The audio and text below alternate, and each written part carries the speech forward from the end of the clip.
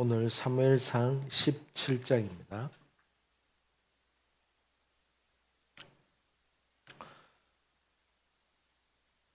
지난주에 우리가 사무엘상 16장을 이렇게 하면서 하나님께서 사울 왕에 대해서 어떻게 생각하시고 왜 그를 거절하시게 되었는가 하는 부분을 우리가 보면서 뒷부분에 그 하나님의 영이 사울에게서 떠나갔을 때에 사울의 인생 가운데 어떠한 상황이 나타나게 되었는지, 사람이 하나님의 영으로 하나님의 성령으로 충만하게 되든가, 그렇지 않으면은 악한 영에게 사로잡히게 되든가, 둘 중에 한 모습으로 이렇게 나타나게 됨을 우리가 보게 됩니다. 그래서 우리의 인생 가운데 속에서 항상 사단은 어떻게 하면은 우리를 넘어뜨리려고 할까?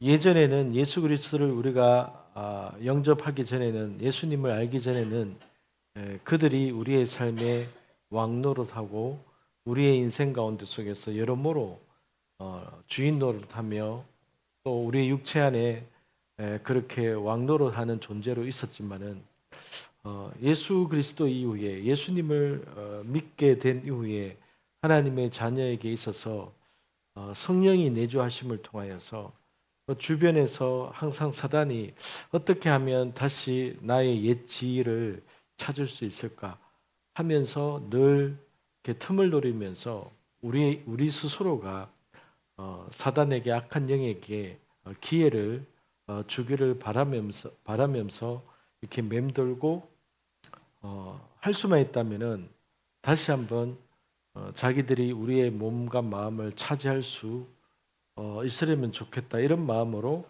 우리 주변을 이렇게 맴돌고 있는 것이죠. 그러면서 그리스도인들에게 향해서도 사단이 그리스도인들에게도 끊임없이 그러한 기회를 틈을 타기 위해서 노크를 이렇게 하면서 어떻게 좀 내가 좀 들어갈 수 없겠냐, 이런 그러한 그 전략과 그러한 모습으로 늘 우리 주변에서 맴돌면서 그렇게 공격하고자 다가오는 그러한 존재들이 있음을 이 땅에 살아가는 우리 하나님의 자녀들은 그것을 분명히 알고 있어야 되는 것이죠. 그렇지 못하면은 내가 예수 그리스도를 믿고 나서 하나님의 자녀로서 살아가고는 있는데 하나님의 은혜가 어느 순간에 언제부턴가 내게서 없는 것 같고, 그렇다고 해서 내가 하나님의 자녀가 아닌 것은 아닌데, 내가 여전히 하나님의 자녀인데 나의 삶 가운데 속에서 무엇이 문제일까라는 그 어려움에 이렇게 직면하게 되면서 점점 원인도 알지 못하는 가운데 속에서 하나님과 점점 멀어지는 그런 상황들이 생기게 되는 것이죠. 오늘 17장에서 그러한 상황에 놓여 있는 사울 왕과 이스라엘 백성들을 우리가 보게 됩니다. 17장 1절을 같이 1절과 2절 말씀을 같이 보도록 하겠습니다. 17장 1절과 2절입니다. 같이 읽겠습니다. 시작.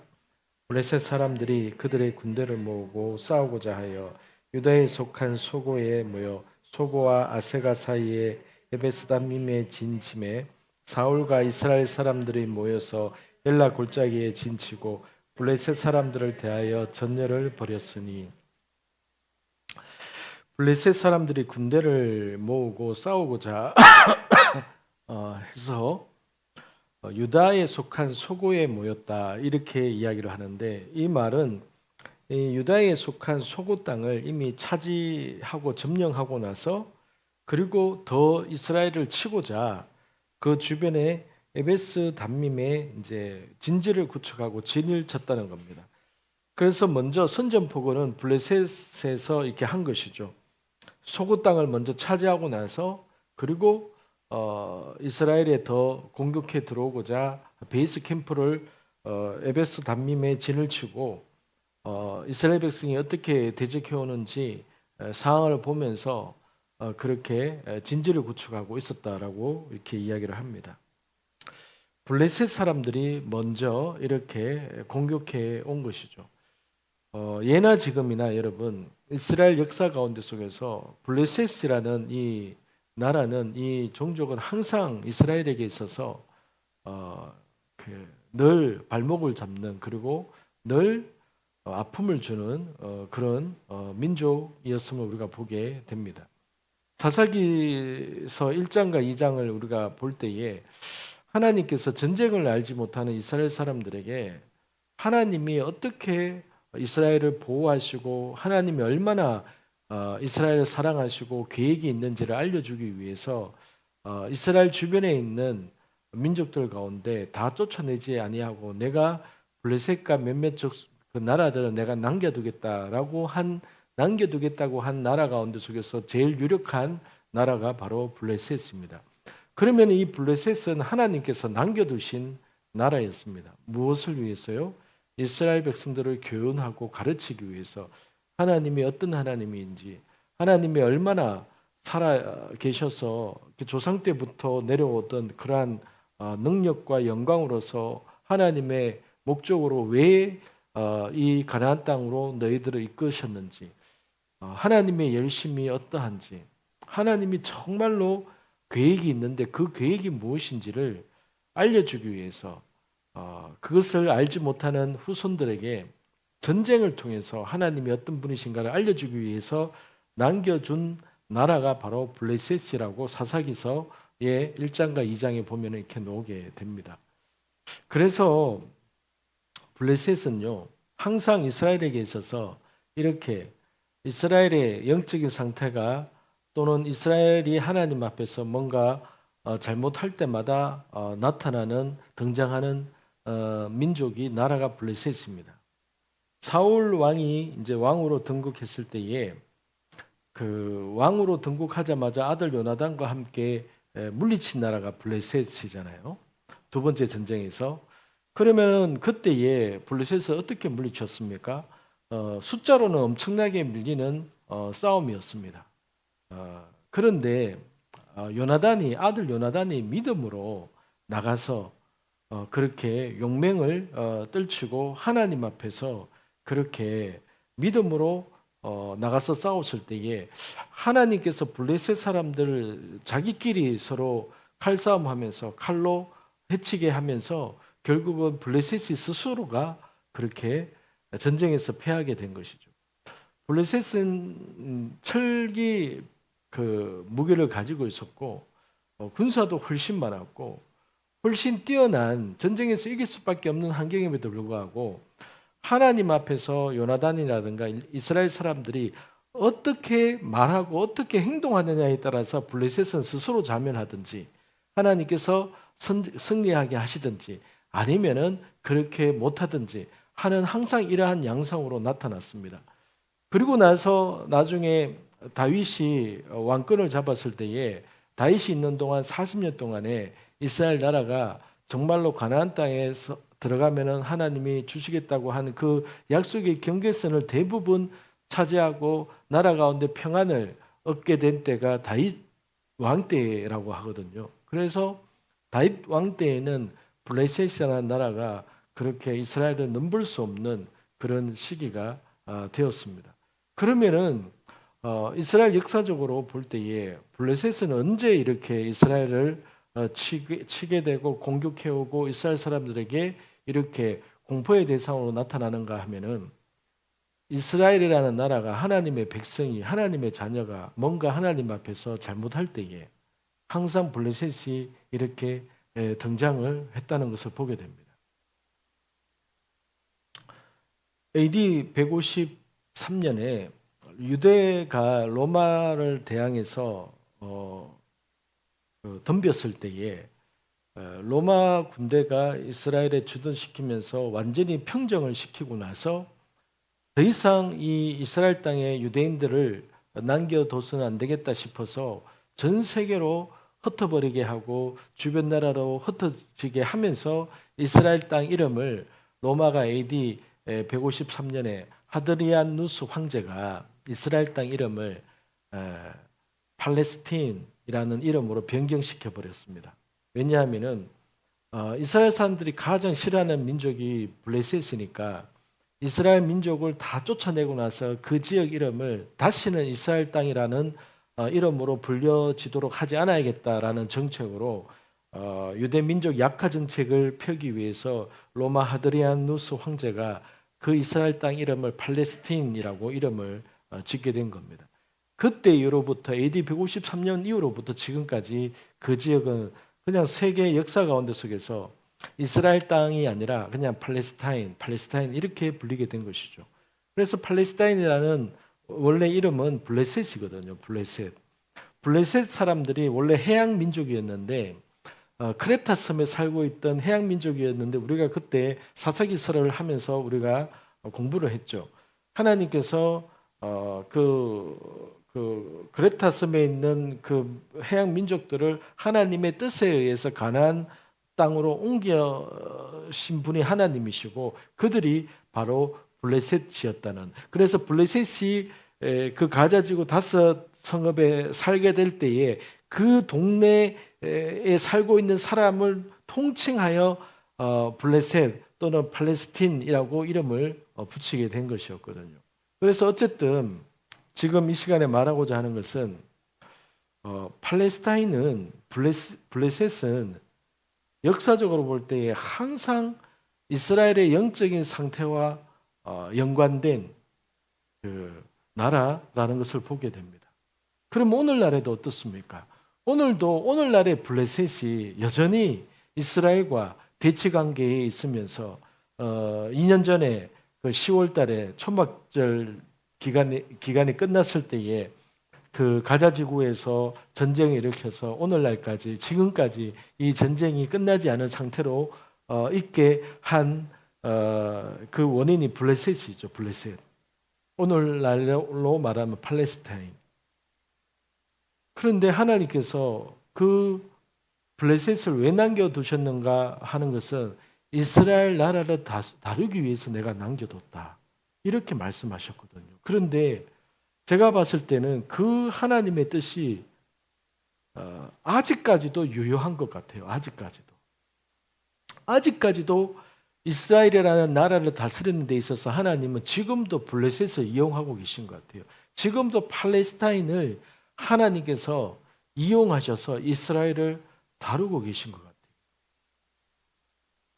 그래서 정말로 하나님은 분명한 하나님의 뜻, 아버지 하나님이 말씀하시고 계획하신 그 뜻을 반드시 이루어 가시는 분이구나 하는 것들을 우리가 오늘날의 이스라엘 정세를 통해서도 우리가 보게 됩니다. 하나님은 이미 아브라함 때부터 이 가나안 땅은 내가 이스라엘이라는 나라를 내가 만들어서 원래 이스라엘이라는 나라가 지구상에 없었지 않습니까? 이스라엘이라는 나라가 어느 날 갑자기 생긴 게 아니라 하나님께서 만드신 나라, 아브라함을 통해서 하나님께서 만드신 나라가 이스라엘이라는 나라죠. 그러면서 하나님께서 만드신 그 나라를 그 가나안 땅에 영원토록 내가 주게 될 것이다. 그런데 그 이스라엘이 나중에 예수 그리스도의 그러한 하나님의 왕국을 인정하는 주님께로 돌아오게 되는 그러한 역사를 부흥을 주셔서 그 이스라엘 땅에 천년 왕국의 수도가 예루살렘이 되고 그 예루살렘 중심으로 해서 전 세계가 새롭게 재편되고 하나님의 뜻이 그 가운데 속에서부터 이루어지게 될 것이다 라고 하나님이 이미 처음부터 그렇게 몫을 박듯이 선포하셨고 말씀하셨기 때문에 하나님의 이 계획과 뜻은 변함이 없는 겁니다. 그러므로 이스라엘은 그냥 이스라엘인 겁니다. 그곳이 이스라엘 땅이라고 하나님께서 영원토록 선포하셨기 때문에 그냥 이스라엘 땅인 거예요. 그런데 그것을 그 이스라엘 민족도 유대인들도 이러한 하나님의 뜻을 잘 알지 못했고 오늘날의 이 땅 가운데 속에서 살던 그리스도인이든 세상 사람이든 간에 이러한 하나님의 뜻을 잘 알지 못하니까 그냥 국제적인 뭐 여러 가지 인권이라는 이름으로 여러 가지 많은 이름으로 이스라엘이 그 땅을 차지하고 이스라엘이 그곳에서 나라를 세워가고 하는 것들에 대해서 유엔이나 각 여러 나라에서 그것을 반대하고 지금도 먼저 가자 쪽에서 블레셋에서 일으킨 그 전쟁에 대해서 얼마나 많은 전 세계 국민 사람들이 이스라엘을 비방하고 그렇게 이스라엘이 그 땅에서 떠나가라고 그렇게 피켓을 들고 시위하고 하는 모습들을 우리는 보게 됩니다. 그런다고 해서 하나님의 계획이 취소되거나 변경될 리는 없을 겁니다. 그렇기 때문에 예전에 블레셋이 오늘날의 팔레스타인인데 예전에 블레셋이 이스라엘을 다루기 위한 하나님의 뜻 가운데 속에서 있었던 그 민족이었고 블레셋이 예전에도 해양 민족으로서 이주해온 민족이었는데 지금은 어떻습니까? 지금은 가자 지구에 있는 팔레스타인 사람들은 어떤 사람들입니까? 원래부터 그들이 그곳에서 있었던 사람인가요? 아닙니다. 그들도 다 이주해온 그 아랍 주변에서 다 이주해온 사람들입니다. 그러니까 예나 지금이나 팔레스타인 즉 블레셋은요 옛날에도 그랬고 오늘날에도 그랬고 그들은 이주민입니다. 이주민. 옛날에는 해양 민족으로서 이주해온 블레셋이었고 지금은 이스라엘 주변으로 해서 이스라엘이 망하고 나서 이스라엘이 그 땅에서 쫓겨가고 나서부터 또는 그때부터 그 이전부터 그 이후로부터 주변에서 먹고 살기 힘들거나 범죄자이거나 그냥 또는 땅도 없고 집이 없고 그런 사람들이 이주해서 살던 사람들이 대부분이 차지하는 사람들이 바로 팔레스타인 사람들입니다.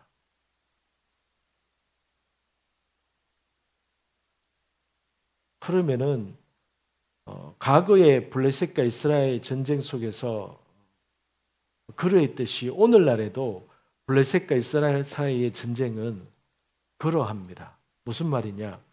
이스라엘의 영적인 상태가 삐리하거나 이스라엘의 하나님 앞에서 뭔가 잘못된 길로 걸어갈 때는 항상 블레셋이 먼저 시비를 거는 것으로 보게 됩니다.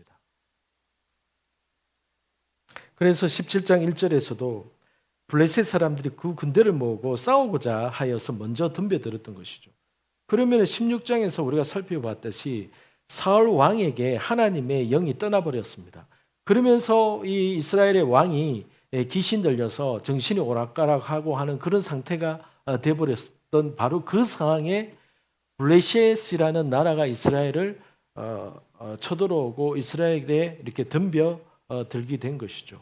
왜 그럴까요? 이스라엘이라는 나라는 하나님 앞에서 민족이 걸어가야 될 그 데스티니, 이스라엘이라는 나라가 하나님 앞에서 취해야 될 그 역사적인 그 일들, 과업들, 사명들이 있기 때문이죠. 그것을 사단이 이 블레셋이라는 이 민족 덩어리를 통해서 가만히 이스라엘 백성들을 가만히 두지 않는 겁니다. 그래서 사울 왕이 이스라엘이 영적으로 어두워졌을 때에 블레셋이 쳐들어온 겁니다. 2절에 보면은 사울과 이스라엘 사람들이 모여서 엘라 골짜기에 진을 치고 블레셋 사람들을 대하여 전열을 벌였다 이렇게 나옵니다.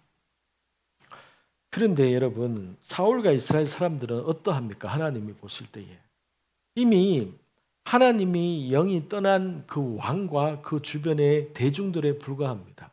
지금 블레셋과 마주한 사울과 이스라엘 백성들은 몇 년 전에 요나단이 블레셋을 치면서 전쟁에서 승리했던 그때의 당시와 또 다릅니다. 지금의 이 상황은 완전히 하나님이 떠난 그 상태의 사울 왕과 이스라엘 대중들만 이렇게 남아 있는 겁니다. 그런데 사울 왕은 알지만은 대중들은 모르는 겁니다. 그러면 이 시점에 있어서 사울 왕은 이미 사무엘 선지자를 통해서 두 번이나 하나님께서 자기를 버리실 거라는 자기를 왕으로서 하나님께서 삼으신 것을 후회하시고 하나님이 자기를 버리실 거라는 그 말을 두 번이나 들은 상황에서 이 사울 왕은 백성들을 모아서 블레셋 군대와 싸우기 위해서 나아가 있는 이 사울 왕의 마음은 도대체 어떤 마음일까요? 영적인 무감각, 그리고 무관심, 그냥 인간적인 한 인간의 왕으로서, 한 나라의 너무나도 그냥 인간 자체의 그 왕으로서 그냥 대중들을 이끌고 그 위에서 왕노릇 하고 싶어 하는 그 마음에 불과한 왕의 모습을 보게 됩니다. 여러분, 정말 하나님의 사람이라면 어떠할까요? 정말로 하나님의 사람이라면 하나님의 은혜에 의해서, 하나님의 선택에 의해서 왕이 되었다가 내가 하나님 앞에서 잘못함으로 인해서 하나님께서 나를 버리셨다는 사실을 알게 되었을 때에 과연 블레셋을 마주해서 전쟁에 이렇게 나갈 수 있을까요? 어떤 마음으로? 두렵지 않을까요? 이 전쟁에 있어서 하나님이 나와 함께 하지 않는다는 이 사실을 알고 있는 마당에, 하나님이 나와 함께 하지 않는다는 사실을 알고 있는데 내가 지금 전쟁에 나가서 이 수많은 이 이스라엘 백성들을 이끌고 나아갔을 때에 나 때문에 이 백성들이 죽는 것은 아닌가 하는 것이 양심적이지 않습니까? 그런데 그런 마음도 가지지 못하는 거죠. 왜요? 그냥 한 일반적인 인간의 왕으로서의 모습에 불과하니까. 그 말은 뜻은 무엇입니까? 잘하면 전쟁에서 이길 수 있다는 그러한 인간적인 생각을 가지고 있기 때문일 겁니다. 그러니까 너무나도 오늘 2절에서 말하는 사울과 이스라엘이라는 사람들의 이 대중 속에 있는 사울 왕의 모습은 오늘날 이 땅 가운데 하나님이 없는, 하나님과 상관이 없는 그냥 한 국민과 한 왕의 모습에 불과한 겁니다.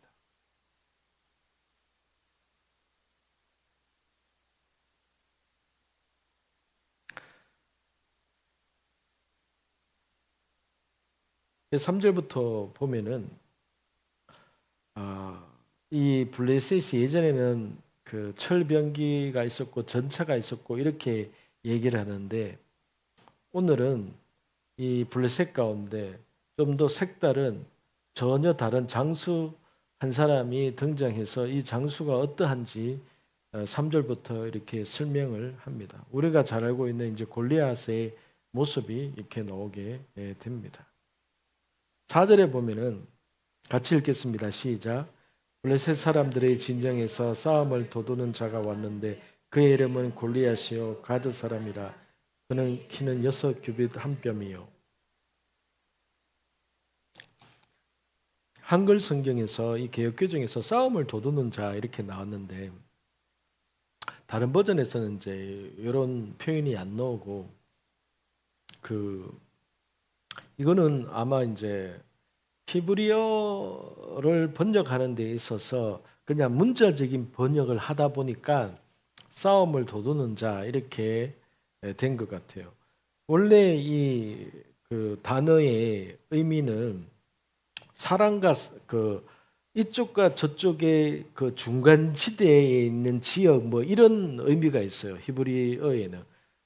그러면 그것이 의역이 필요한데 그러면 이 본문에서 그 단어의 의미는 무엇인가 이렇게 하면은 그 블레셋 진영에서 선봉장이 나왔는데 이런 뜻이거든요. 선봉장. 선봉장은 무슨 의미인가 하면은 전쟁에서 적군과 아군과 싸울 때에 1대1로 맞다이를 해서 맞짱을 떠서 1대1로 싸워서 이기는 사람이 전쟁에서 승리하는 걸로 하자 하는 것이 이제 선봉장이 나가서 적군과 1대1로 싸움을 벌이는 그 일을 말하는 거거든요.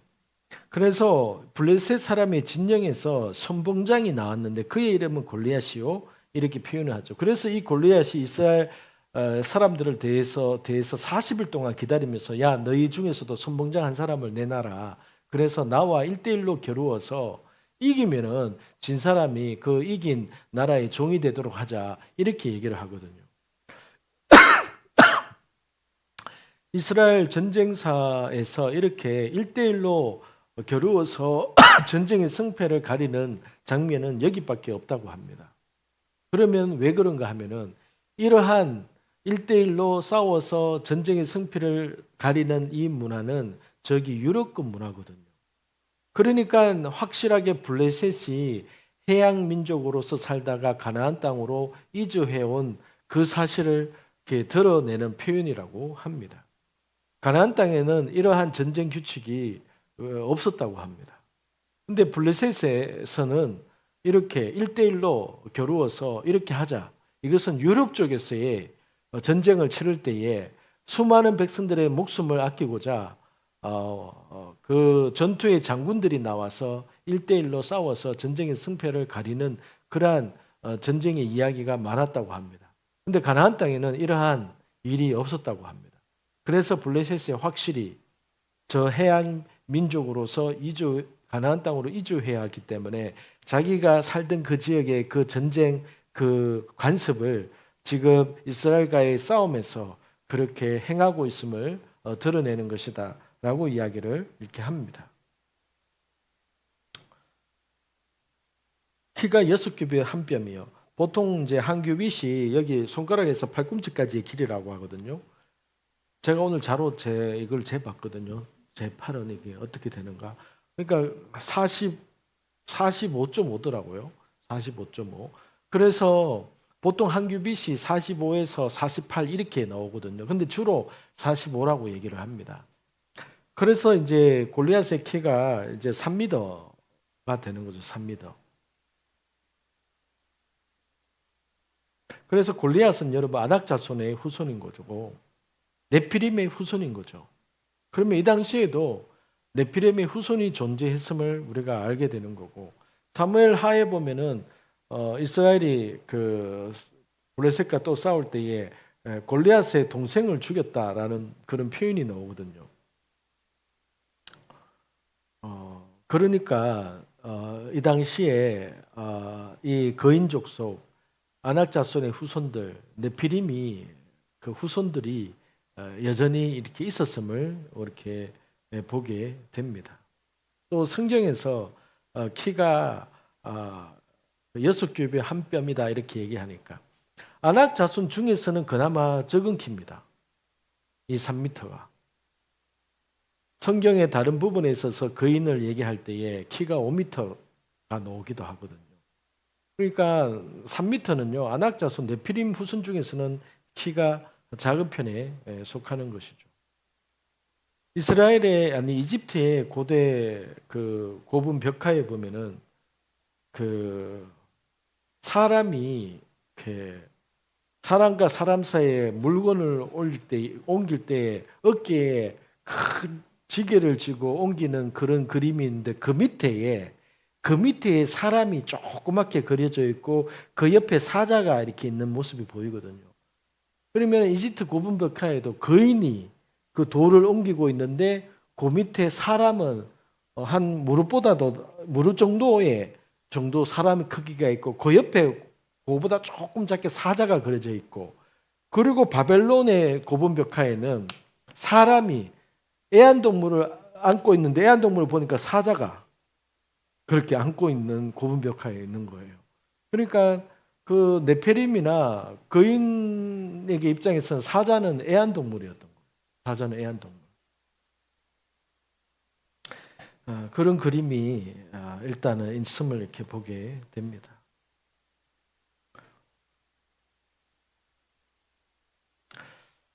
블레셋의 전력이 어떠한지를 이렇게 얘기를 해주고 있습니다. 이스라엘이 영적으로 약해지고 영적으로 어두워졌을 때에 블레셋은 최고의 문명, 최고의 기술을 가지고 이스라엘을 압박하면서 이스라엘에게 겁을 주고 위협을 주게 되죠. 여러분, 하나님의 사람에게 있어서 하나님의 존재가 희미하거나 하나님에 대한 믿음이 연약할 때에는 우리 눈에는 뭐가 크게 보이겠습니까? 돈의 위력이나 기술 문명의 위력 앞에서 나의 한도 끝도 없이 작아진 나의 믿음, 나의 연약한 믿음을 우리는 실감하게 됩니다. 그래서 하나님의 자녀에게 있어서 믿음이 없거나 믿음이 연약하거나 믿음이 적을 때에는 무엇이 가장 크게 보이는가 하면은 세상에서의 기술과 배경과 돈과 권력을 가진 사람이 가장 큰 골리앗으로 보이게 되는 것이죠.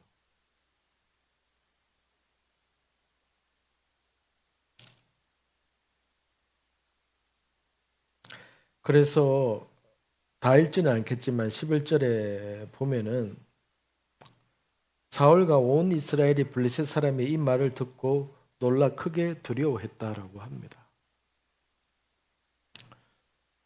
하나님의 영이 떠난 사울 왕도 이 눈에 보이는 이 그 3m의 골리앗 장수와 그의 하는 말과 또한 그들이 모여 있는 군대의 모습을 봤을 때에 사울 왕도 두려워하고 이스라엘 사람도 두려워한 겁니다.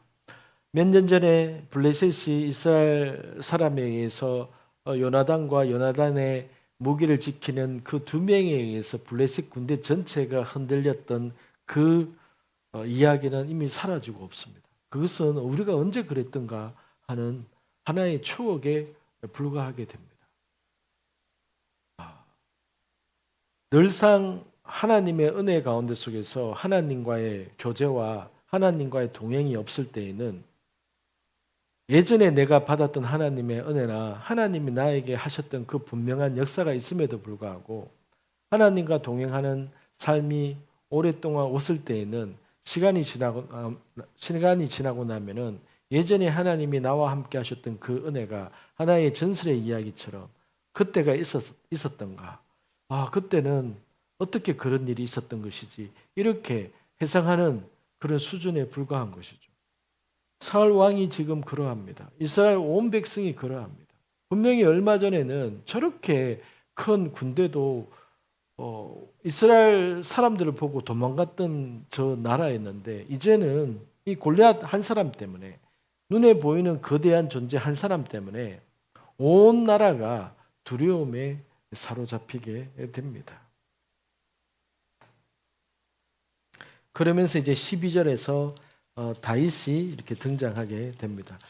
그래서 이제 17장은 58절까지 있는데 이 이제 12절부터 이 58절 17장 끝에까지의 내용이 이제 다윗이 등장함과 다윗이 골리앗을 어떻게 싸우는지에 대한 내용이 나오는데 저는 이 본문을 보면서 여러분 우리가 16장을 볼 때에 하나님께서 사무엘에게 이렇게 말했죠. 1절에서 사무엘아 내가 사울 왕을 이미 버렸는데 너는 언제까지 사울 때문에 슬퍼하고 있겠느냐. 내가 이새의 아들 중에서 한 왕을 내가 보았다. 너는 기름병을 가지고 그에게 가서 기름을 부어라. 내가 이새의 아들 중에서 한 사람을 내가 봤다. 그는 내 마음에 합한 자더라. 이미 하나님께서 사무엘상 그 전장에서 12장에서인가 하여튼 거기에서 하나님께서 나는 내 마음에 합한 자를 맞는 자를 내가 세울 것이다. 그렇게 말을 했다가 이제 16장에서 내 마음에 맞는 자를 내가 봤다. 이렇게 표현을 한 거거든요.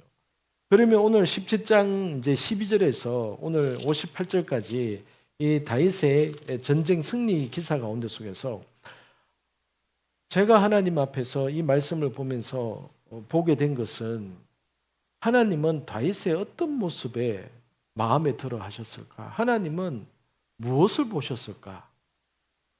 하나님은 분명히 지난주에 16장에서 나는 다윗의 어떠함을 내가 보았다. 그래서 내가 그를 왕으로 세우려고 한다. 그러면은 하나님은 다윗의 무엇을 보셨던 것일까? 그 부분입니다. 그래서 우리가 오늘 이 17장에 나오는 이 어린 다윗이 등장함과 그가 이 전장에서 골리앗을 대함에 있어서 그가 하나님 앞에 도대체 어떤 모습으로 보여졌기에 하나님께서 다윗과 이렇게 함께 하시려고 하셨던 것일까? 우리가 이것을 오늘 배우기를 원합니다. 이 말씀 속에는요, 오늘 이 본문 속에서는 단순하게 드러나 있는 구절보다는 다윗은 어떻게 왜 이런 말을 할 수 있었을까? 다윗은 이 상황에서 어떻게 이런 용기를 낼 수 있었을까? 무엇이 이 다윗의 인생 가운데 무엇이 있었길래 이렇게 얘는 이렇게 행동할까? 라고 생각을 할 때에 우리 마음에 각자에게 느껴지는 부분이 있을 것 같습니다. 그리고 이미 이제 17장에서 다윗이 등장하기 전에 이미 이제 16장에서 다윗이 귀신 들렸을 때에 이미 다윗이라는 소년, 그때는 뭐 대충 악기 잘 다루는 소년으로 불러들였지만은 그가 이 전장에 있어서도 골리앗을 물리칠 정도의 이러한 뛰어난 사람임을 사울은 새롭게 발견하게 되는 것이겠죠. 어쨌든 이렇게까지 되는 데 있어서는 다윗의 어떠한 가운데 하나님의 은혜가 부어졌기 때문에 저는 이러한 일들이, 이러한 전쟁의 승리가 있었다라고 저는 보게 됩니다. 다윗의 어떠한 가운데 하나님의 은혜가 부어져서 오늘 다윗이 이렇게 골리앗을 이길 수 있는 이 승리가 주어졌던 것이라고 저는 봅니다. 12절부터 보면은 다윗은 이제 나이가 많은 그 아버지 이세 가운데 속에서 8째 중에 막내 8째 아들이라고 이렇게 나옵니다. 13절에 보면은 장성한 세 아들은 싸움에 나갔다라고 되어 있죠. 큰형 첫째, 둘째, 셋째, 엘리압, 아비나답, 삼마. 이 세 사람 전부가 이미 사무엘이 기름 부을 때에 사무엘이 첫째구나, 둘째구나, 셋째구나 할 때에 하나님이 나는 이들을 이미 버렸다, 나는 이들을 이미 버렸다, 얘들은 아니다 이렇게 말했던 그 인물들입니다. 근데 그들이 이제 장성한이라는 말은 이제 이스라엘에서는 20세 이상이 군대 갈 수 있는 나이를 전장에 나가서 성인으로서 역할을 할 수 있는 나이를 20세라고 보거든요. 그러면은 다윗은 이때에 아직 20세가 되지 않았다는 거죠. 그러면은 첫째, 둘째, 셋째가 나갔다는 거고, 그러면 넷째, 다섯째, 여섯째, 일곱째도 아직 20살이 안 됐다는 것이죠. 그러면은 넷째, 다섯, 여섯째, 일곱째니까 다윗은 아무리 나이 많아도 17살. 17살보다 적다라고도 볼 수 있는 것이죠. 연년생으로 낳았고 이렇게 생각할 때에 아무리 많아도 17살 아니면 15살, 14살, 13살 이렇게 볼 수 있겠죠.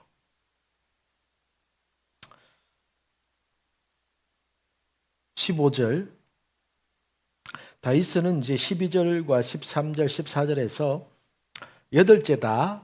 그리고 나이가 어리다 이렇게 정보를 알 수 있고 15절 다윗은 사울에게로 왕래하며 베들레헴에서 그의 아버지 양을 칠 때에 다윗의 주 임무는 양치기다.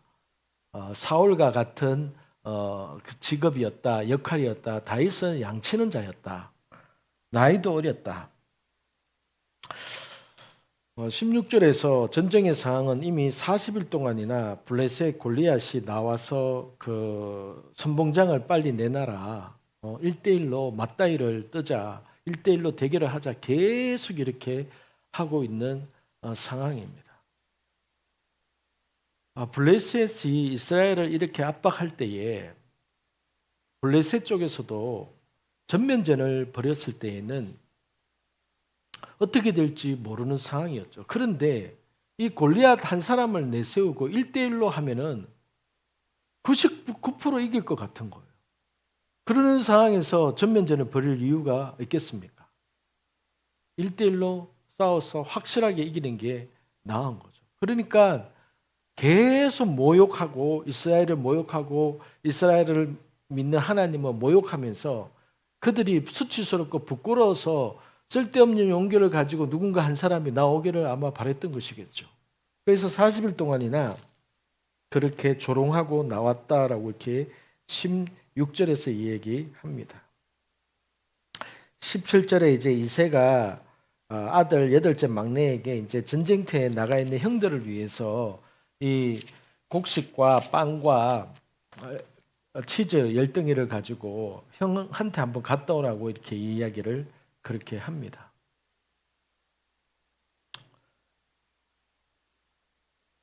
그렇게 나갔을 때에 23절에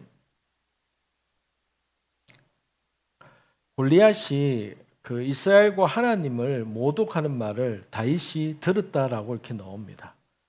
다윗은 전쟁터에 가서 형 도시락 배달하러 갔다가 골리앗이 하나님과 이스라엘 민족을 모독하는 말을 그 어린 소년 다윗이 듣게 된 겁니다.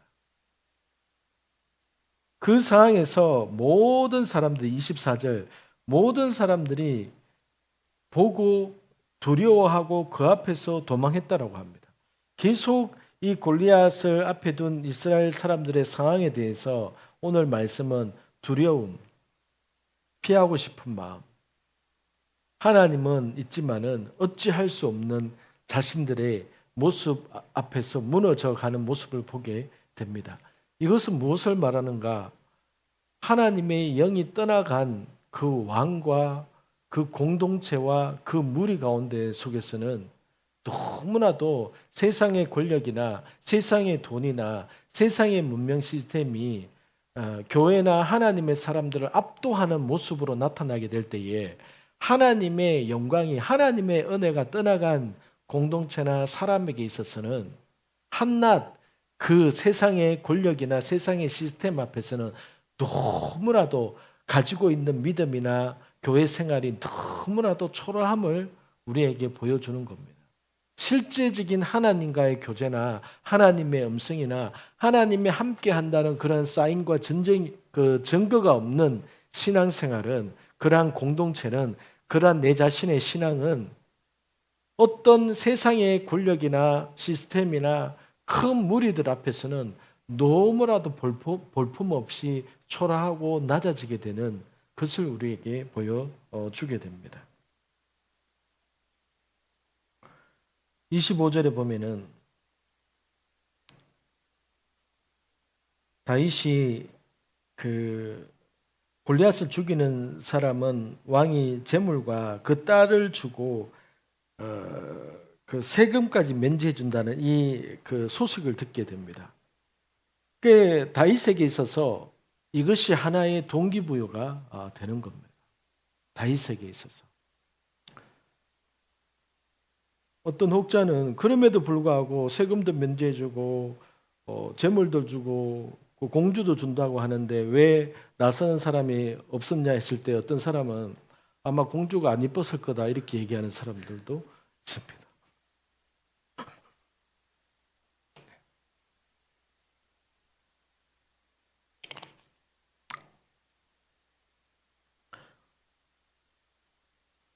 (26절에도) 다윗이 또 묻습니다. 어떤 대우를 하겠느냐? 골리앗을 죽이면은 어떤 대우를 해주겠다는 데에도 불구하고 어떤 대우를 해주는데 도대체 이 사람에 대해서 이 모독하는 것을 가만히 두고 있냐? 이런 의미로서 다윗이 재차 묻는 것이죠. 그렇게 할 때에 28절에 첫째 형이 이 상황을 보고 다윗에게 이야기합니다. 28절에 같이 읽겠습니다. 시작.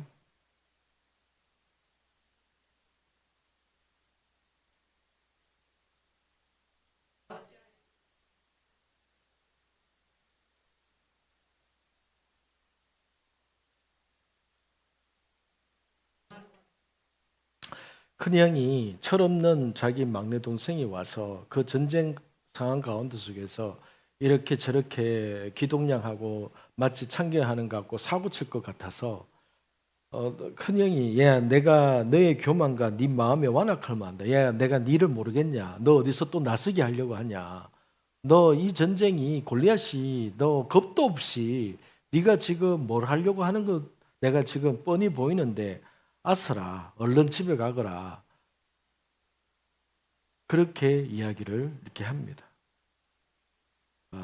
이게 큰형의 입장이지만은 이게 그 큰형은 역시 이새의 아들이고 다윗과 같은 한 믿음의 가문이지만은 이 자녀들 중에서 하나님께서 엘리압을 버리셨다라고 얘기를 했잖아요.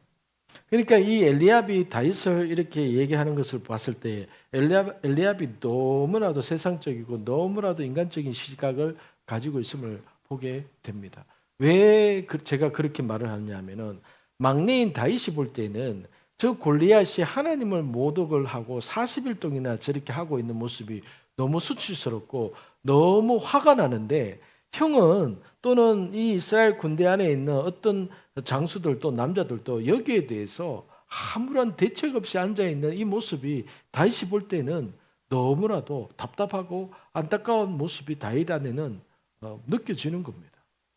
그런데 형은 세상 물정 모르는 한낱 다윗의 막내 동생의 그러한 섣불리 나서고자 하는 상황도 모르고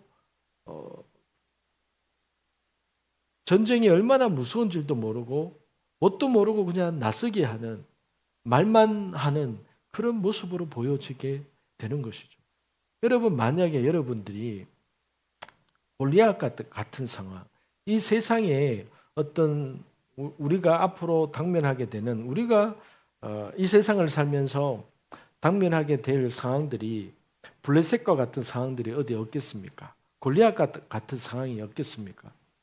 그러면은 정말로 그 골리앗은, 블레셋은요, 아까 처음에 얘기했다시피 원래 인간적으로는 블레셋을 이길 수 없는, 그들은 철기 문명과 철기 그 무기와 잘 갖추어진 여러 가지 병기들을 갖추고 있는 나라입니다. 그러니까 인간적으로는 원래 이길 수 없는 민족입니다. 그런데 하나님은 그런 민족을 일부러 탁 골라가지고 이스라엘을 내가 다루기 위해서 블레셋을 남겨뒀다 이렇게 얘기를 하잖아요. 그러면은 하나님 입장에서는 너희는 인간적으로는 이길 수 없어 이들을. 너희는 원래 육신적으로는 이들을 이길 수 없어. 너희는 나 없이는, 너희는 내 은혜 없이는 너희는 세상에서 그들을 대적할 수가 없어. 나 없이는 절대로 너희가 세상을 이길 수는 없다. 이것을 말해 주고 있는 것이죠. 그렇기 때문에 다윗은 너무나도 확실하게 아는 거죠. 무엇을요? 하나님이 나와 함께 하시면, 하나님이 이스라엘과 함께 하시면 우리는 할 수 있다. 우리는 어떠한 것도 이룰 수 있다. 다윗은 이걸 아는데 엘리압은 그냥 세상 사람들의 믿음을 가지고 있는 것이죠. 할 수 없다. 골리앗을 어떻게 이기겠느냐? 우리가 되겠냐? 이 마음으로 있는 것이죠. 하나님의 함께 하심을 경험해 본 적이 없거나 그것을 본 적이 없고, 그렇기 때문에 기도조차도, 믿음조차도 가질 수 없는 상황인 거죠. 이것이 사울 왕과 이스라엘 백성들의 상황이 그러했습니다. 하나님의 은혜가 없이 살아가는 수많은 사람들이 이와 같은 상황을 대면하게 될 겁니다. 무엇을 하든지 우리가 이 땅 위에서, 여러분, 우리에게서 확실한 것은 무엇입니까? 우리는 복음의 확신과 하나님이 나를 통해서 이 땅에서 아버지께서 원하시는 일들이 있고, 하나님께서 나와 함께 하시면 나는 하나님이 계획한 그 일을 이룰 수 있다. 이것이 확실한, 변함없는, 내가 어떠하든지와 상관없이 이게 하나님의 뜻임은 분명하고 명확합니다. 이것을 어느 정도 붙잡느냐에 따라서 사람마다 다르겠지만, 그러나 틀림없는 진리는 그러합니다. 왜요? 제 말이 아니라 성경에서 말하는 진리이기 때문에. 이것은 하나님이 이스라엘 백성들에게 말한 진리와 마찬가지인 것이죠. 그러나 변동되는 것은 무엇입니까? 사람의 마음입니다. 이스라엘 백성들의 마음입니다. 사울 왕의 마음입니다. 하나님에 대한 마음, 하나님에 대한 믿음, 이것은 자꾸 왔다리 갔다리 하면서 변동되는 것이죠. 그래서 어떤 때는 블레셋을 이기는데 어떤 때는 블레셋이 너무 두려운 존재가 되는 것이죠. 그래서 하나님은 주구장창 말하잖아요. 블레셋은 내가 너희를 다루기 위해서 남겨둔 민족이다. 너희는 이 블레셋을 통해서 믿음이 자랄 거야. 너희는 이 블레셋 때문에 너희는 나를 알게 될 거야. 하나님이 이미 우리에게 대한 뜻을, 하나님은요, 모든 그리스도인들에게 하나님은 약속을 주셨어요. 물론 이 약속은요, 모든 그리스도인들에게 있어서는 두리뭉실한 약속일 수가 있어요. 그러나 그 두리뭉실한 약속이 더욱더 구체적으로 확신으로 붙잡게 되는 것은 그 사람이 하나님 앞에서 이 두리뭉실한 약속을 가지고 얼마나 구체적으로 기도하고 이것을 파헤치고자 하고 이것에 소망을 두고 이것이 정말 하나님이 내게 하신 말씀이구나라고 찾고 뚜리는 자에게 열리게 될 것이고 찾게 될 것이거든요. 그러면은 두리뭉실한 하나님의 그 계획과 뜻이 어떤 사람에게 있어서는 너무나도 선명하고 너무나도 분명하게 들리고 확신으로 와닿는 거예요. 엘리압이나 다윗의 7 아들에게는 하나님이란 존재가 두리뭉실한 거예요. 그런데 왜 다윗에게 있어서는 너무나도 선명할까요?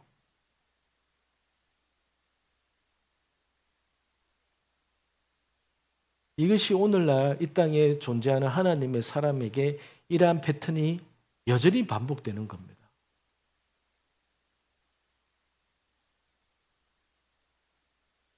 하나님은 8 아들 중에서 왜 유독 막내 아들 다윗에게 무엇을 보셨을까요?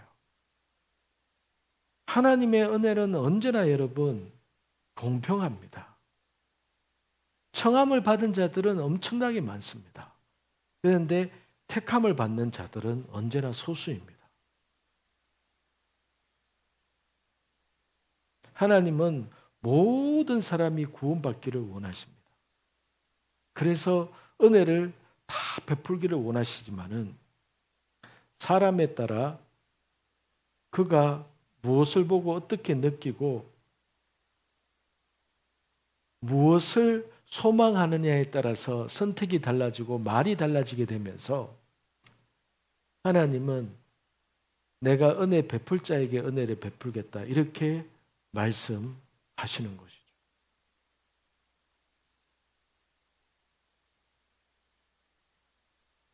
그래서 여러분 달란트 비유를 들면서 5달란트를 받았는데 3달란트를 남겼을 때에 착하고 충성되다라고 말을 했습니다. 2달란트를 받았는데 2달란트를 남겼을 때에 착하고 충성되다라고 똑같이 그렇게 평가를 했습니다. 그런데 1달란트를 받은 자는 어떻게 해야 될 줄은 모르겠고 이것이 무슨 의미인지도 모르고 그것을 낭비했습니다.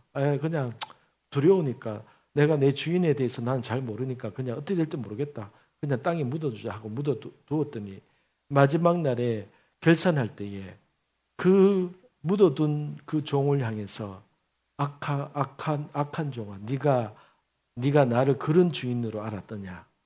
차라리 은행에다 넣어뒀으면 이자라도 생겼을 텐데 너는 게으르고 너는 무책임하고 너는 네가 받은 그 달란트에 대해서 나에 대해서 내가 주인이 어떠한지 알고자 하는 마음도 없었고 너는 무관심했고 무책임했다. 그래서 그 1달란트를 빼앗아서 누구한테 줬습니까? 5달란트 남긴 사람에게 줬습니다. 무엇을 말해주느냐? 하나님 앞에서 많이 깨닫는 사람은요 더 받는다는 거예요. 하나님 앞에서 깨닫는 것도 없고 무관심하고 무책임자는 그 있는 것마저도 나중에 잃게 되는 상황이 생긴다는 거예요.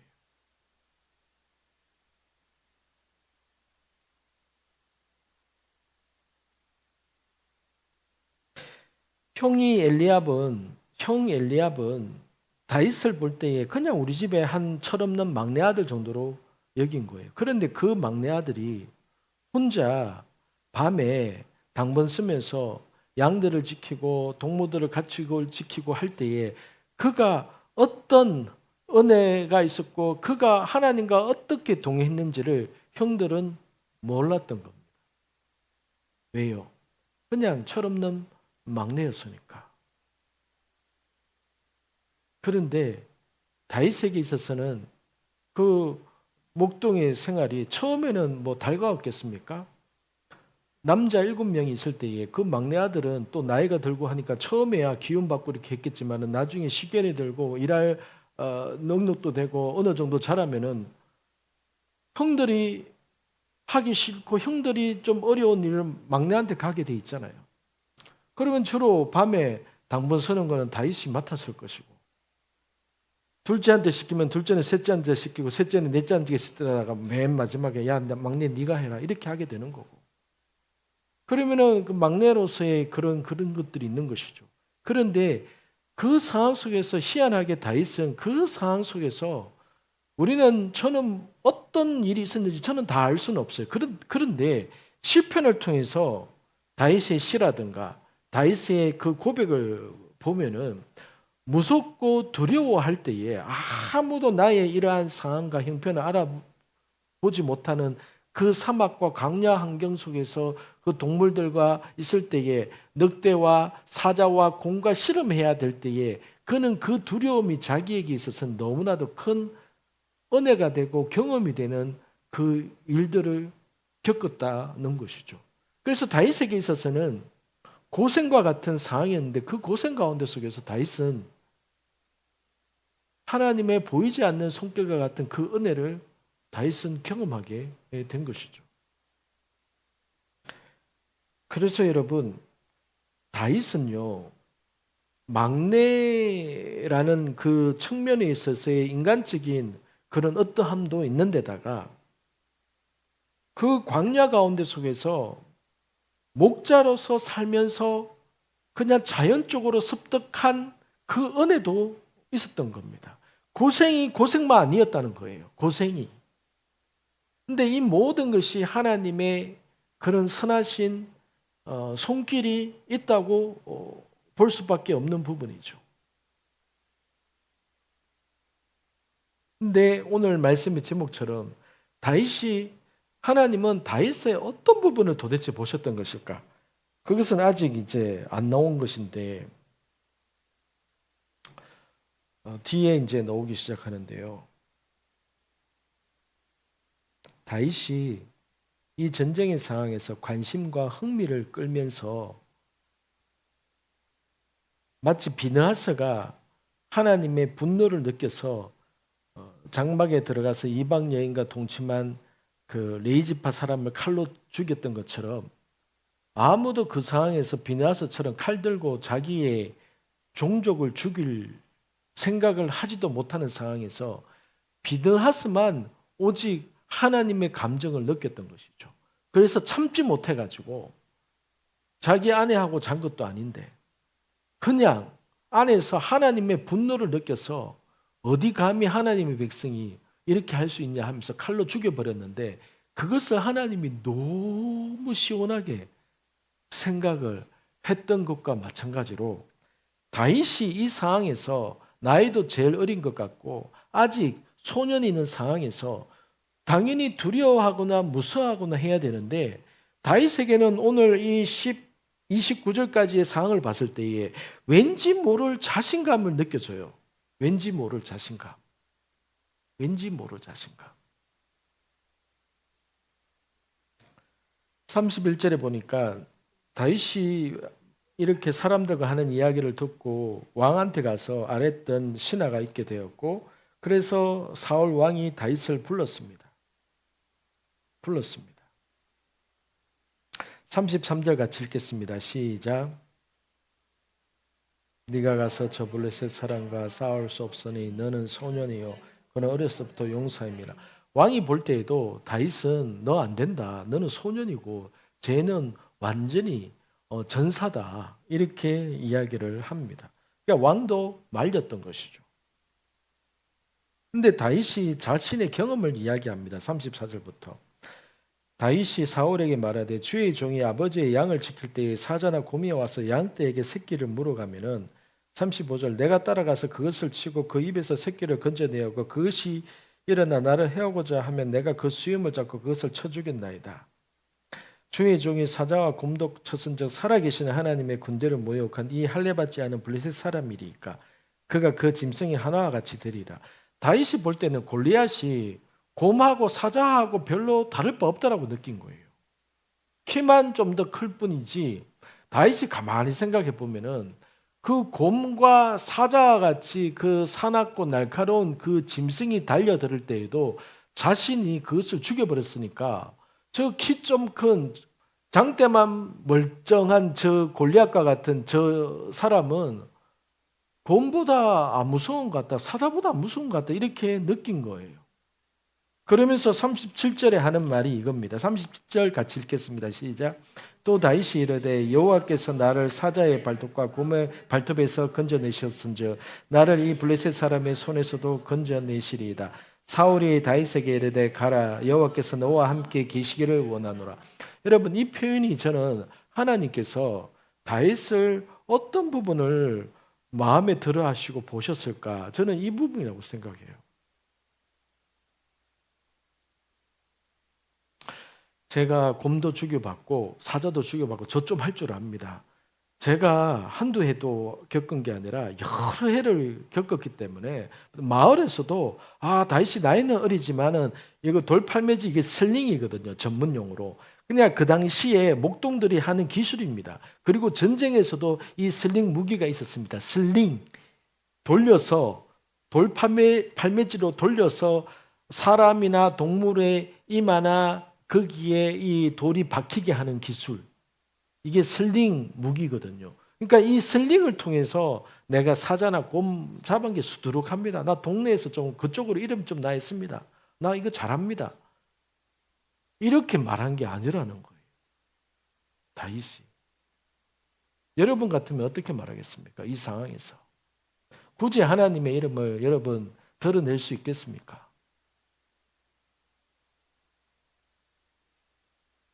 다윗이 뭐라고 했는가 하면은 여호와께서 나를 사자의 발톱과 고모의 발톱에서 건져내셨습니다.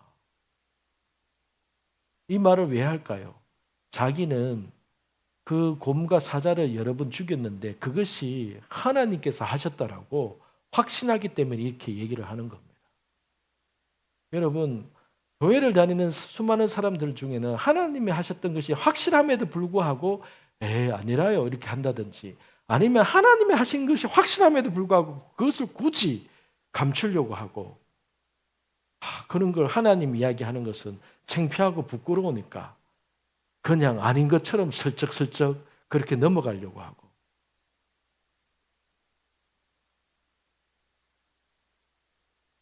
그것이 제 식으로 표현하면 하나님을 기분 나쁘게 만드는 겁니다.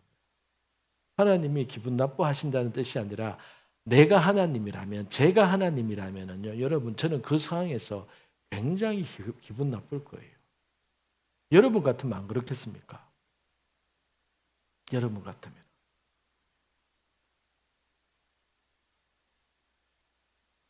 어떻게 하다 보니까 우연으로 운이 좋아서 내가 좀 실력이 됩니다. 내가 이것 좀 잘하거든요. 내가 이 설링 4년대 이렇게 졸업했거든요. 나 여기에 대해서 박사학위 있거든요.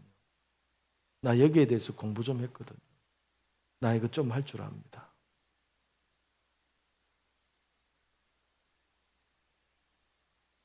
다윗은 그 광야 생활 가운데 속에서 양을 돌보고 목축을 돌보는 아무도 지켜보지 않는 그 상황, 종교적이지 않은 상황, 그 외롭고 힘든 그 상황 속에서 다윗은 고난 속에서 힘든 일을 하면서 다윗은 자신과 함께 계신 하나님을 발견한 겁니다.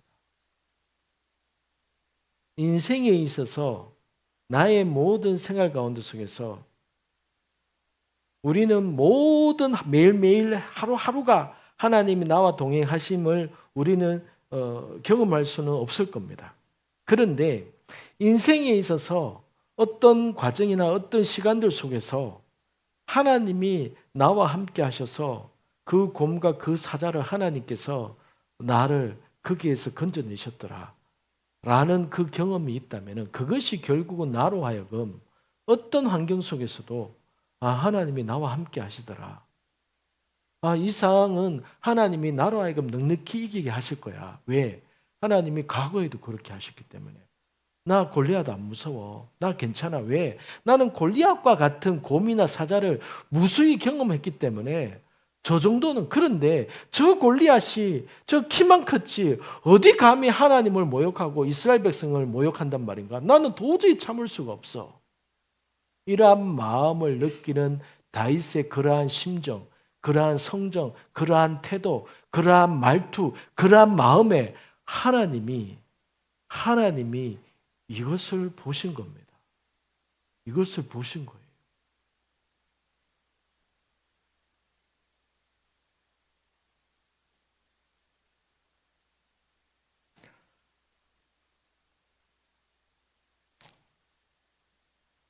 그래서 나가겠다고 하니까 왕이 어쩔 수 없이 보호해야 되니까 그 갑옷도 주고 칼도 주고 했는데 질질 끌리는 거죠. 그러니까 39절 다윗이 이거 입고 못하겠습니다 하고 다 벗고 그냥 자기 입고 있던 그 목동옷 그대로 내가 평소에 하나님을 만났고 내가 일상생활에서 살았던 그 무기, 내가 일상생활 속에서 내가 살았던 그 모습 그대로 그냥 전쟁터로 나갔던 겁니다. 왜요?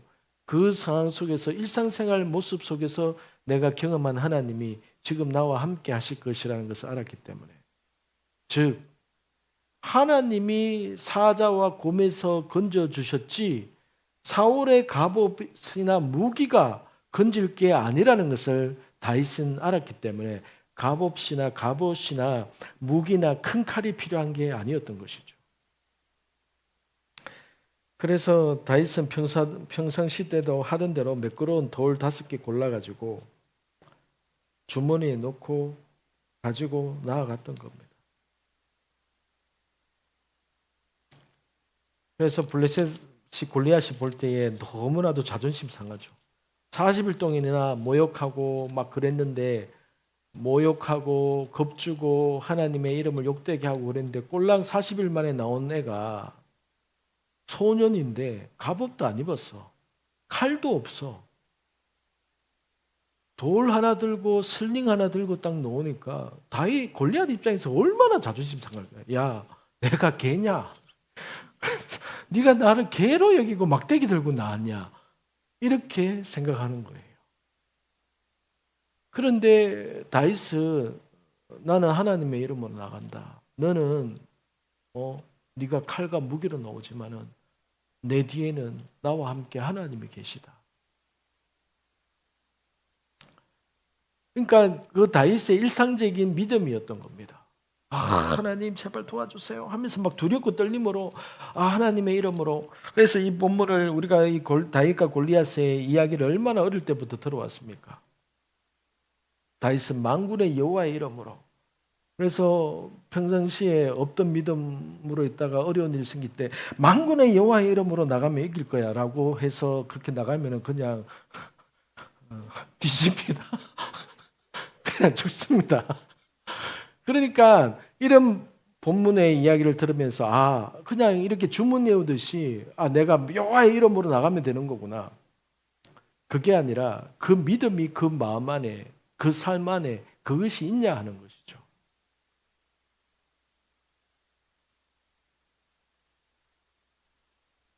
그래서 다윗은 그냥 평소에 만났던 그 하나님을 대면하듯이 평소에 만났던 그 곰과 사자를 대하듯이 골리앗이 한낱 곰이나 사자에 불과했던 것이죠.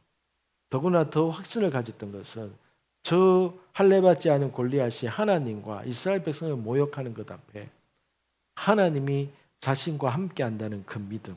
그리고 얼마 전에 사무엘이 자신에게 기름을 부으셨을 때에 이 상황 가운데 속에서 그 기름 부음이 다윗의 고백과 믿음 앞에서 그 기름 부음이 작동하게 되는 것이겠죠.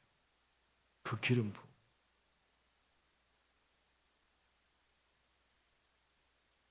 기름을 부었다고 해서 갑자기 없던 믿음이 생기고 없는 용기가 생기고 그렇게 되는 게 아니라 다윗의 어떠함 가운데 그 기름 부음이 있을 때에 하나님께서 다윗에게 더 명확하게 더 용기를 주시고 더 은혜를 주신다고 볼 수 있는 겁니다.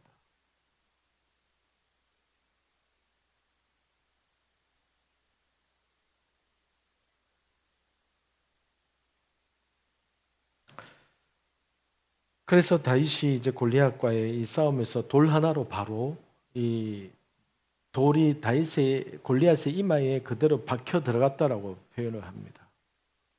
그 당시에 그러니까 슬링은 강력한 그냥 무기 가운데 하나였던 것이죠. 무기 가운데 하나였던 것이죠. 정확하게 맞기만 하면은 완전히 치명상을 입게 되는 것이죠. 그런데 다윗이 이미 이 슬링에 있어서는 너무나도 잘 맞췄기 때문에 하나님이 또 함께 하셨고 기름까지 부으셨고 하나님이 함께하는 하나님의 영광을 나타낼 자리에 그가 자신의 믿음으로 하나님 앞에서의 삶을 하나님과 동행하는 삶을 살고자 했기에 하나님이 다윗의 손 가운데 은혜를 베푸셨을 것이고 하나님의 영광을 이렇게 드러내셨을 겁니다. 그래서 저는 이 사무엘상 17장을 보면서 하나님은 다윗의 어떤 모습을 보셨을까 했을 때에 다윗이 목동생활 가운데 속에서 일상생활 가운데 속에서 힘든 일이라고 여겼고 귀찮은 일이라고 여겼고 어려운 일이다라고 여겼던 그 일이 다윗은 그 일 가운데 속에서 하나님의 은혜를 경험하게 되었더라. 우리 이번에 우리 홍원 성도님이 그 돌아가신 아버님을 이렇게 병간호하면서 정말 말만 들어도 힘들었을 것 같더라고요. 모든 것을 다 받아내야 되고 모든 생리작용을 다 받아내야 되죠. 욕창이 생길까봐 하루에도 몇 번씩 이렇게 그렇게 근데 그걸 몇 개월씩 이렇게 하다 보면은 가족도 힘들잖아요. 그러니까 가족도 그것을 하지 못하고 그러니까 우리 홍원 성도님도 얼마나 힘들었는지 그런데 들리는 얘기에 의하면은 내가 하나님을 만나지 못하고 여기에 왔었더라면은 내가 이거 못 견뎠을 것 같다. 근데 힘들 때마다 말씀을 외웠던 것을 말씀을 선포하면서 지겹고 때로는 힘들고 욕날 것 같은 그 상황에서 하나님의 말씀을 암송하고 그것 때문에 이길 수 있었다라고 그러면서 얼마나 힘들었을지라는 생각이 들면서 또 한편으로는 그 상황을 통해서 이분의 신앙과 이분의 말씀에 대한 확신은 더 생긴 거구나. 그래서 참 미안한 말씀이기도 하지만은 홍은 성도님 그 상황이 성도님에게 있어서 하나님께서 은혜를 베푸신 것 같네요. 이런 마음이 드는 거예요.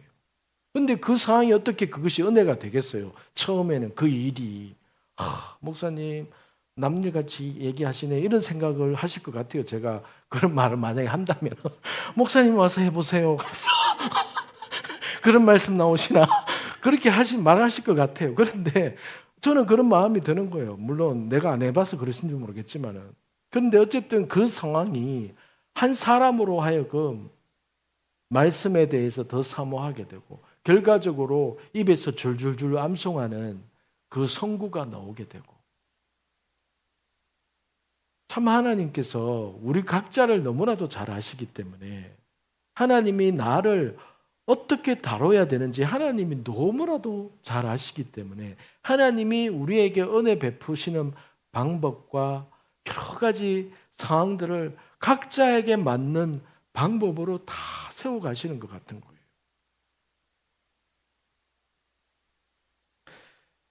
노아가 의인이라고 볼 수 없잖아요.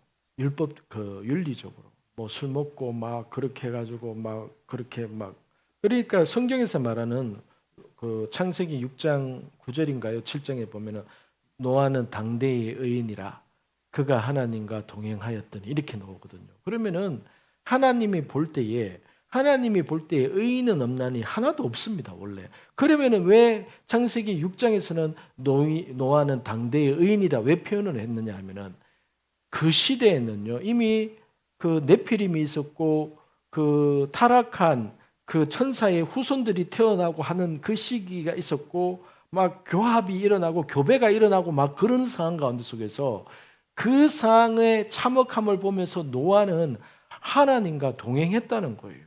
하나님과.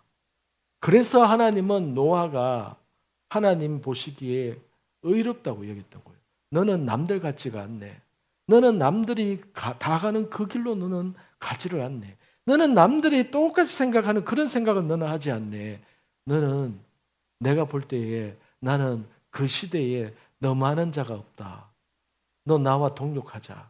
너 나중에 내가 너에게 사명을 줄 텐데 너가 방주를 지어라. 사람이 안 들어오면 내가 네 가족은 네 때문에 내가 살려줄게. 아마 이러지 않았을까요? 다윗이 오늘 본문 속에서 목동 생활을 하고 아픔과 어려움과 그 환경 속에서 다윗은 하나님과 동행하는 것을 배웠던 것 같습니다. 그 삶 속에서. 그래서 오늘 이 17장을 통해서 하나님은 다윗의 어떠한 모습을 도대체 보셨길래 16장에서 나는 이새의 아들 중에서 한 왕을 보았다라고 하셨던 것일까? 그것은 고난과 힘든 삶의 상황 가운데 속에서 그 속에서 그 일들을 하면서 다윗이 하나님과 동행하고자 했다.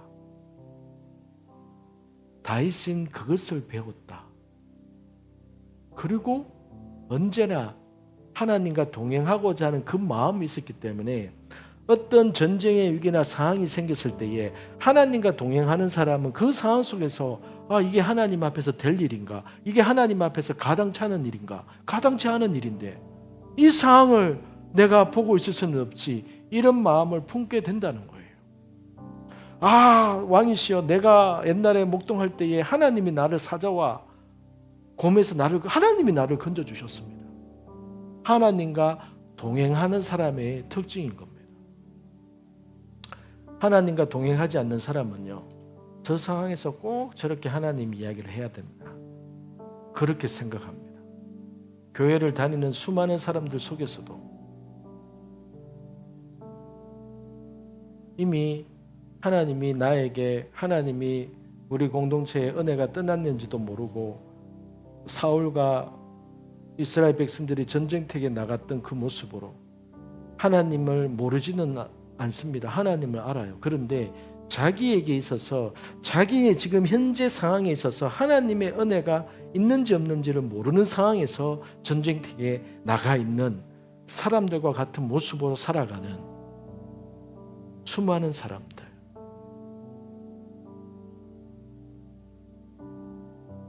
그 속에서 하나님은 하나님과 동행했던 그 다윗이 하는 말을 하나님이 보셨던 것이죠. 다윗이 하나님 앞에서 어떤 태도와 마음으로 살고자 했는지 보셨던 것이죠. 다윗이 완벽했다라고 얘기를 하는 게 아닙니다. 하나님과의 관계. 형이 볼 때는요, 다윗이 철없고 또 저 나서게 하려고 하네 라고 보여질 만큼 다윗에게 있어서 인간적으로 봤을 때는 어떤 좀 안 좋은 모습도 있었던 거예요. 형들이 봤을 때에. 그러니까 약간 다윗을 향해서 막 그런토로 엘리압이 말하는 것을 우리가 느껴지는 거예요. 그런데 하나님은요, 마음 가운데 하나님에 대해서 어떻게 생각하고 하나님을 자기의 인생 가운데 속에서 어느 자리에 올려놓고 있는지를 다윗에게 있어서 그것을 보셨던 것. 그래서 하나님이 다윗과 동행하고자 다윗을 하나님의 편에 세우고자 하나님이 은혜를 붓기 시작하신 것 같습니다. 저와 여러분에게 있어서 오늘 이 말씀을 통하여서 하나님은 늘 보시는 분이시고 우리가 어떠한지, 우리의 마음이 어떠한지, 내가 어떤 상황과 환경 속에서도 내가 어떻게 하나님과 동행하려고 하는지, 내 인생 가운데 속에서 하나님이 어떤 분이신지,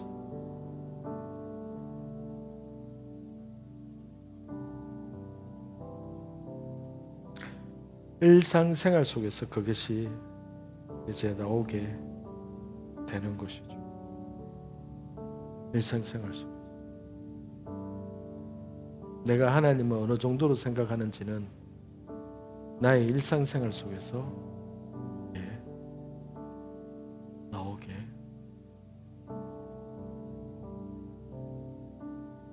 이 시간 함께 기도하겠습니다. 오늘 말씀을 기억하면서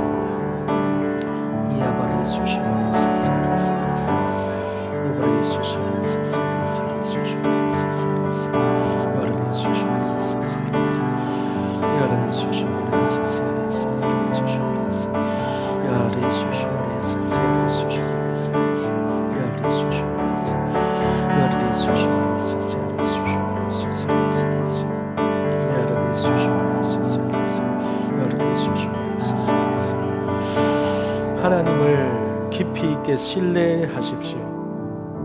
이미 예수 그리스도의 관계를 통하여서 하나님의 자녀로 이미 시작이 되었다면 하나님을 깊이 신뢰하십시오. 하나님의 자녀로 살아감에 있어서 만약에 다윗과 같이 어떤 본인이 원치 않는, 나는 막내라서 밤에도 양들을 쳐야 되고 굳은 일도 내가 해야 되고 원치 않는 그런 상황이 생긴다 할지라도 하나님을 신뢰하시면 됩니다. 왜냐하면 그 상황에 있는 하나님의 자녀에 대해서 하나님은 그 모든 것을 이미 다 알고 계시고, 내가 만약에 부당한 어떤 대우나 부당한 평가를 받고 있다면 하나님이 나의 편이기 때문에 하나님이 그 상황 속에서 결국은 하나님께서 나를 아버지의 방법으로, 아버지의 때에 하나님의 일하심으로 하나님이 나와 함께 하실 거라는 그 믿음을 가지시기를 바랍니다. 그래서 이 시간 이 말씀을 통하여서 우리가 깨닫고 우리가 적용할 수 있는 것은, 내가 어떤 상황 속에서도 하나님을 신뢰하는 것, 그분이 나의 모든 것 되심을 하나님을 신뢰하고 내 지금의 모든 상황 속에서 감사함으로 아버지 앞에 나아가고 하나님의 도우심을 바라고, 은혜가 더 필요하다면 하나님, 나에게 아버지의 은혜가 더 필요합니다. 하나님, 나를 더 깊이 만나주세요. 만약에 하나님과의 깊은 만남과 교제가 없는 상황에서는 다윗과 같은 이 고백이나 말을 할 수가 없기 때문에 이것이 나에게 있어서 큰 숙제와 같고, 나도 이런 상황에서 이런 말을 해야 되는 거구나 라는 그런 짐만 될 뿐입니다. 그러나 하나님을 깊이 만난 그 경험과 그 은혜가 있다면 이 모든 것은 그냥 자연스러운 것이 될 겁니다. 가장 쉬운 고백이 될 거예요. 왜냐하면 내가 실제적으로 경험했기 때문에, 내가 실제적으로 내 삶 가운데 그 일이 있었던 거기 때문에.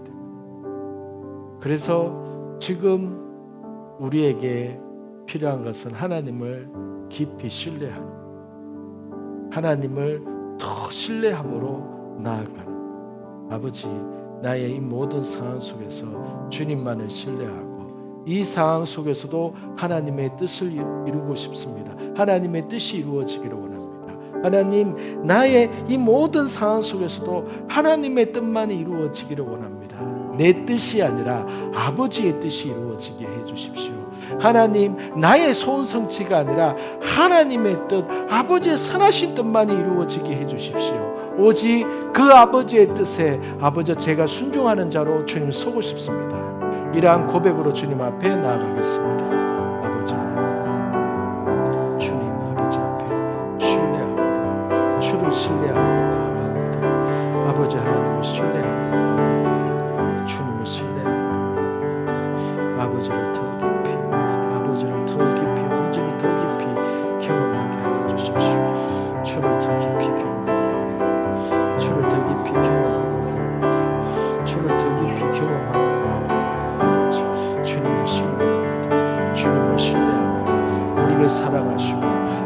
우리를 사랑하시고 우리를 이 자리에 이끌어 가시는 아버지 하나님을 주여 사랑합니다. 주님을 사랑합니다. 주님의 사랑 안에 날마다 거합니다. 그러므로 아버지의 그 사랑 안에서 우리에게 주시는 약속과 은혜가 우리에게 아버지의 모든 것으로 충만하게 하실 것을 믿습니다. 주를 신뢰합니다. 하나님, 주님의 뜻이 이루어지게 하여 주십시오.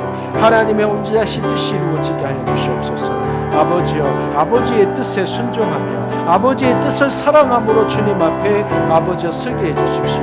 이제는 하나님의 뜻을 향하여서 목마름으로 하나님의 뜻을 향하여서 사모함으로 아버지 앞에 나아가기 원합니다. 주님, 억지로 버티고 억지로 견디는 것이 아니라 아버지 앞에서 그 뜻을 사모하고 아버지의 뜻을 목말라하고 아버지의 뜻을 사모하는 자로 주님 앞에 아버지 서며 나아갑니다. 주님, 주의 뜻을 사모합니다. 아버지의 언제나 선하신 뜻을 사모합니다. 주님, 아버지의 뜻을 사모합니다. 하나님의 완전하신 뜻을 사모합니다. 하나님은 언제나 옳고 하나님은 언제나 주여 합당하시고 하나님은 언제나 완전하시기에 하나님의 완전한 뜻과 완전한 사랑을 주여 그 가운데 속에서 사모합니다. 주님, 주님의 것으로 아버지의 것으로 채워주십시오. 항상 주님의 뜻대로 아버지 이루어지게 해주십시오. 주님의 뜻이 옳습니다. 주님의 뜻이 선하십니다. 하나님의 뜻은 완전하십니다. 완전하신 하나님의 뜻이 우리의 삶 가운데 아버지의 그대로 이루어지기를 원합니다. 주님의 선하신 뜻을 사모합니다. 아버지의 선하신 뜻을 사모합니다. 주님, 이 순간에도 하나님의 거룩하시고 온전하시고 완전하신 뜻만이 이루어지기를 원합니다. 주님, 행하십시오. 아버지의 뜻으로 행하십시오. 아버지의 뜻으로 행하십시오. 주님 앞에 순종함으로 주님 앞에 아버지 온전히 아버지의 뜻을 사모함으로 서게 해주십시오. 아버지의 뜻을 사모합니다. 주님의 뜻을 사모합니다. 주의 뜻을 사모합니다. 주의 뜻을 사모합니다. 아버지 행하십시오. 주의 뜻으로 주님의 온전하심으로 행하십시오. 주님의 뜻을 사모합니다. 주님의 뜻을 사모합니다. 주님 행하십시오. 아버지께서 행하십시오. 주의 뜻대로 행하십시오. 주의 뜻대로 온전히 행하십시오. 아버지, 주의 뜻이 온전히 이루어지고 주의 뜻이 온전히 이루어지고 주님의 뜻이 온전히 이루어지고 주의 뜻으로 온전히 이루어지고 주님의 뜻으로 온전히 이루어지게 해주십시오. 주의 뜻으로 온전히 이루어지게 해주십시오. 주의 뜻으로 주의 뜻으로 주의 뜻으로 온전히 이루어지게 해주십시오. 주의 뜻으로 온전히 이루어지게 해주십시오. 주의 뜻으로 온전히 이루어지게 해주십시오. 주의 뜻으로 온전히 이루어지게 해주십시오. 주님 뜻을 하십시오. 주님 뜻을 하십시오. 주님 뜻을 하십시오. 야바리 수시오바리스 시아리 수시오바리스 야바리 수시오바리스 시아리 수시오바리스 야바리 수시오바리스 시아리 수시오바리스 야바리 수시오바리스 시아리 수시오바리스 야바리 수시오바리스 시아리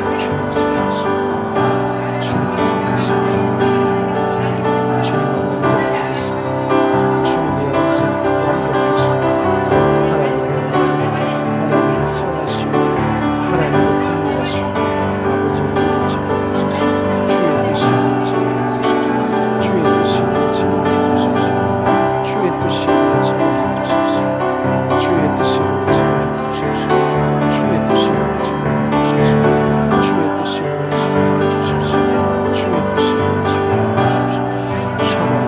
야바리 수시오바리스 야바리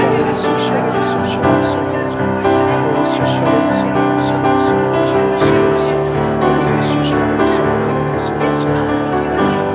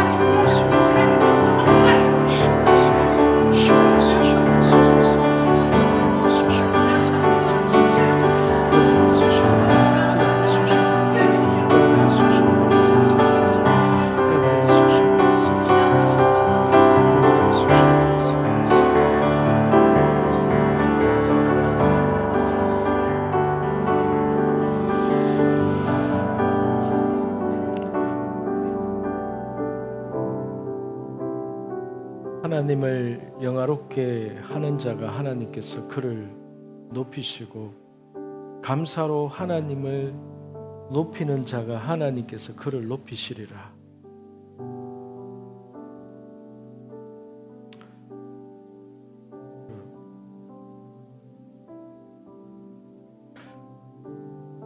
하나님을 진짜로 높이게 되는 진정으로 저 사람의 하나님을 높이는 것이 진짜구나, 저 사람의 진심이구나 라는 것을 우리가 어느 때에 알 수 있을까요? 예배 때에는 모두가 비슷하기 때문에 그 진위 여부를 알기 힘듭니다. 그런데 정말로 하나님을 높이고 하나님을 영화롭게 하는 자는 생활 속에서 그 입술의 찬양이 걸어할 겁니다. 하나님으로 인해서 감사하고 하나님으로 인해서 기쁜데 그 입이 어떻게 가만히 있을 수 있겠습니까?